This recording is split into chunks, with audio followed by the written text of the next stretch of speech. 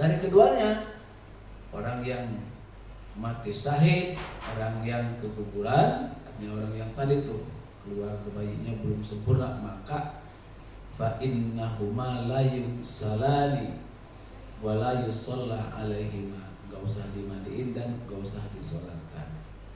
Itu. Alasannya li'anna syahid hayyun, karena sesungguhnya orang-orang yang mati syahid itu adalah hayyun, hidup. Makanya ada keterangan dalam Al-Qur'an, janganlah kalian berkata wala taqulu liman yuqtalu fi sabilillahi amwat. Janganlah kalian berkata kepada orang yang kepada orang yang yuqtalu, dibunuh di jalan Allah, gitu. Perang dalam orang kafir, amwat, mereka meninggal, bal ahya, akan tetapi mereka hidup. Namun walakin la yashurun, kalian tidak tahu, gitu. Berarti orang-orang yang terbunuh itu terkena li'anna syahid, karena sesungguhnya orang-orang yang mati syahid adalah hayyun, hidup. Maka ada penjelasan lagi, orang termasuk sikto tadi melahirkan dalam keadaan sudah meninggal, maka itu akan menjadi tabungan buat orang tuanya.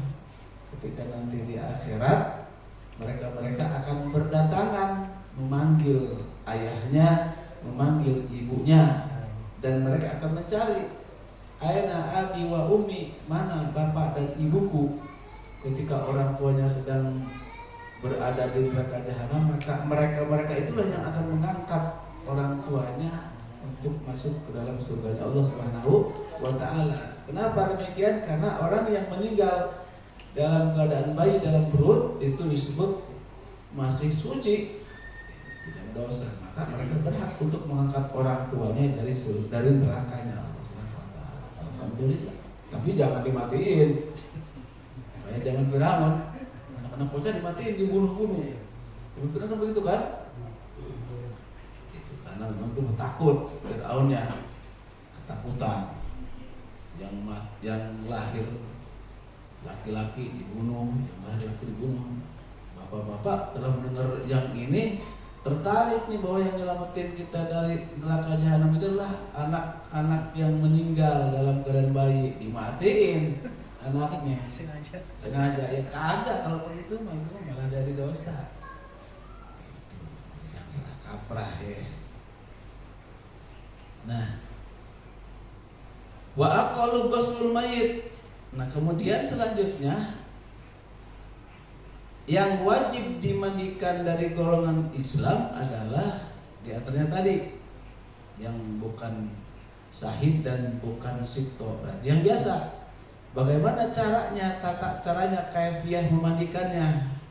Wa aqallu ghuslul mayyiti, paling sedikit-sedikitnya memandikan mayat, taknimu jasadihi, meratakan jasadnya, bil ma'i, dengan diguyur air, marratan wahidatan, sekali guyuran, bisarti antazula anhul ausakh, tujuannya, syaratnya diguyur tersebut supaya untuk ngilangin kotoran-kotoran allati tamna'u usulal ma'i ila jasadihi bitil kalmaroh, yang kotoran tersebut dapat mencegah, dapat menghalangi sampainya air ke dalam jasad si mayit tadi. Itu. Jadi artinya kalau memang musim kemarau nggak ada air, buat minum aja susah. Kalau buat mandiin mayit gimana nih? Nggak ada buat masak.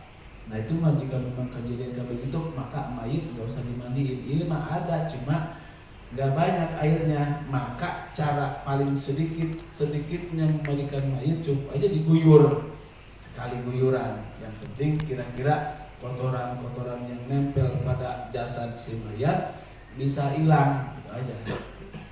Nggak usah disabunin segala macam jika memang airnya tidak ada. Yang kayak nyanyi becong.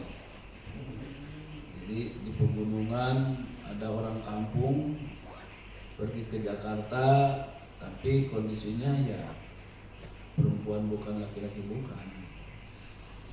meninggallah dia, dibawa ke kampung, datang ke kampung, akhirnya nggak ada, hanya dia itu sama bencongnya pakai lagu basah-basah itu, dikepret-kepret, basah-basah, jangan kayak begitu.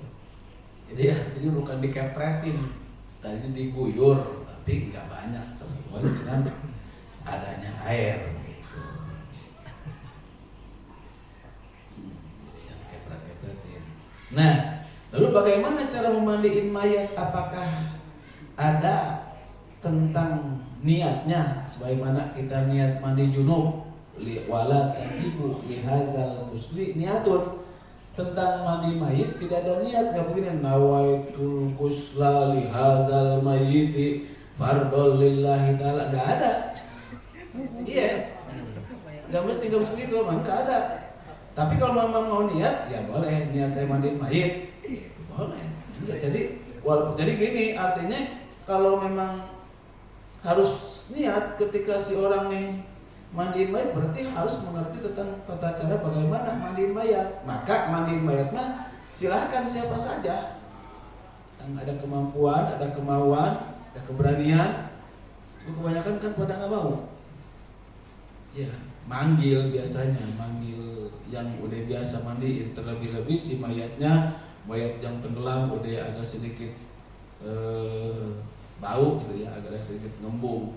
Mayat yang kebakar, melepuh, mayat yang ketabrak, itu kan banyak darahnya. Biasanya orang nggak kuat ketika melihat itu, melihat darah, sehingga saat mau memandikan maka dia manggil orang-orang yang ahli, yang udah nggak kaget lagi melihat darah, udah nggak kaget lagi melihat ketika mayat dimandiin itu kulitnya terkelupas, gitu kan. Maka orang-orang yang belum terbiasa tuh konon katanya termasuk orang yang udah biasa juga, pada awalan dia ikut berbaur dalam permandian mayit itu sampai nggak makan 3-4 hari lebih, saking mungkin ya terbayang-bayang kali ya.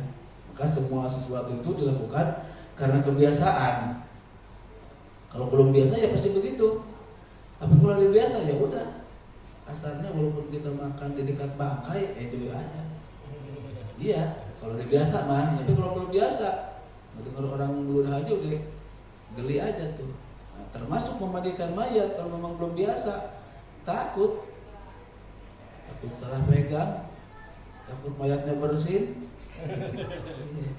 Artinya kan namanya juga orang kan ada ketakutan di situ, takut dihantui, gitu kan, takut.